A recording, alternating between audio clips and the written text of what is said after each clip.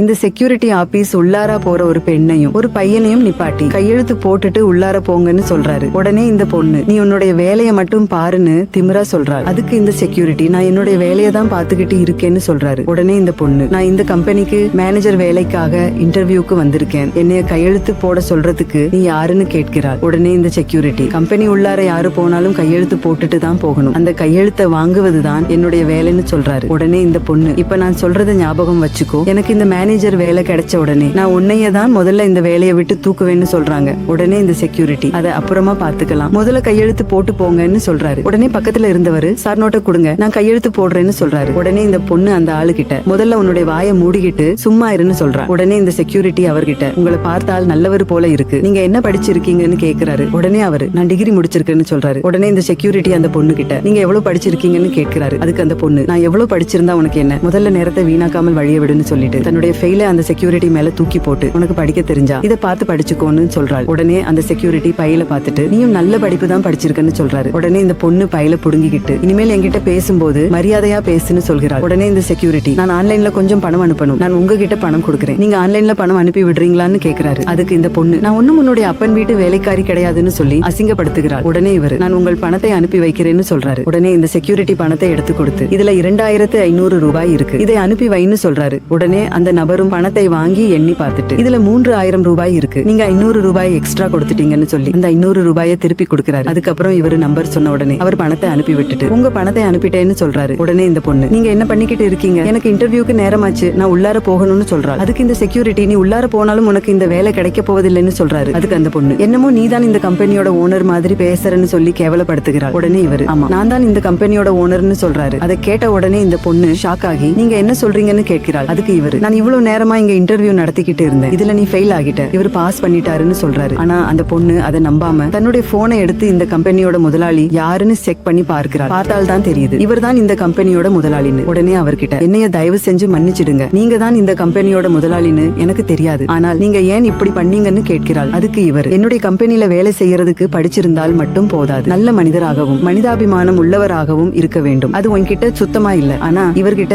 எல்லாமே இருந்துச்சு, அதனாலதான் இவருக்கு வேலை கொடுத்தேன்னு சொல்றாரு. உடனே இந்த பொண்ணு, நான் தெரியாம உங்ககிட்ட அப்படி நடந்துகிட்டேன், நான் இனிமேல் அந்த மாதிரி பண்ண மாட்டேன், தயவு செஞ்சு எனக்கு இந்த மேனேஜர் வேலையை போட்டு கொடுங்க. அந்த ஆளுக்கு இவ்வளவு பெரிய கம்பெனில மேனேஜர் வேலை போட்டு கொடுக்க போறீங்களா, அவரை பார்ப்பதற்கே பிச்சைக்காரன் மாதிரி இருக்குன்னு சொல்றா. உடனே இவரு, நீ முதல்ல உன்னுடைய வாயை மூடு, இந்த காரணத்துக்காக தான் நான் உனக்கு வேலை கொடுக்கல, வெளி தோற்றத்தை வச்சு யாரையும் எடை போடாத, இனிமே இந்த கம்பெனியோட மேனேஜர் இவர் தான், நீங்க இங்க இருந்து கிளம்பலாம்னு சொல்றாரு. தன்னுடைய கம்பெனிக்கு ஒரு சிறந்த மேனேஜரை தேர்வு செய்யறதுக்காக இந்த கம்பெனி ஓனர் செஞ்ச செயல் உங்களுக்கு பிடிச்சிருந்தா இந்த வீடியோவுக்கு ஒரு லைக் போட்டு கமெண்ட்ல சூப்பர்னு கமெண்ட் பண்ணுங்க.